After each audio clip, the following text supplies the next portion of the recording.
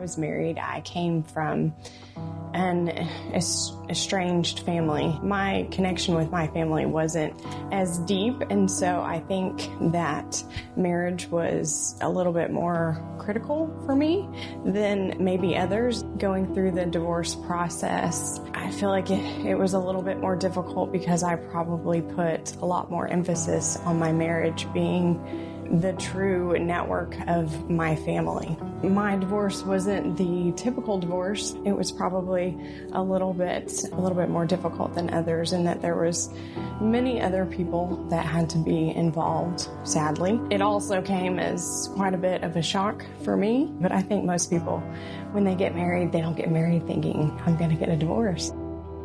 Through that process of figuring out that I wasn't going to have the family that I was pretty vested in, I made up my mind that I was going to try to cope with everything to the best of my ability and really try to come out of this with a lot of character in the end. Some of the things that I focused on through the grief process were, in the beginning, ways to distract yourself, probably. I finished painting the entire house with 20-foot ceilings, redid a flower bed, and learned how to do all different projects around the house. And part of it too was typical coping mechanisms of reading and writing. And through that time, I also read Max Lucado's Anxious for Nothing. Through that, I think I really began the actual grieving process, because I started writing down thoughts and prayers, and started with prayers of thanksgiving in order to refocus through the times that there are just days that it's just hard to get through. God gave me tons of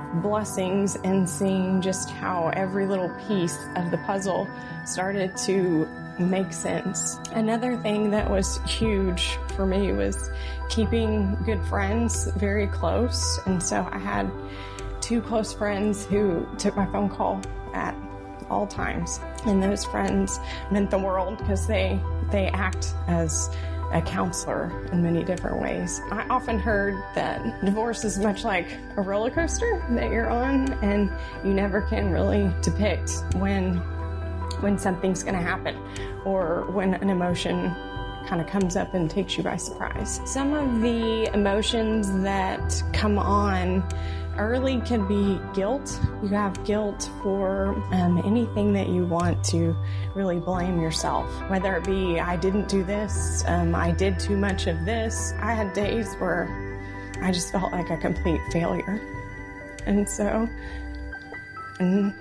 knowing that the intention of any relationship is not for it to end, brings on a whole lot of just feeling as if you were inadequate.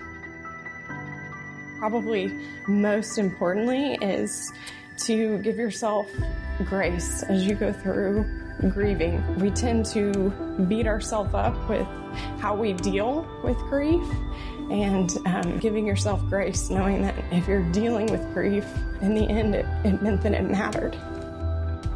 Things that I have learned about God would just be that He truly is brokenhearted right beside you as you go through pain. He's there, and you can feel His mercy and His grace as you go through these things. There's no sense of tough love there. Even if you have guilt over your grief, that God loves you and He's compassionate no matter what.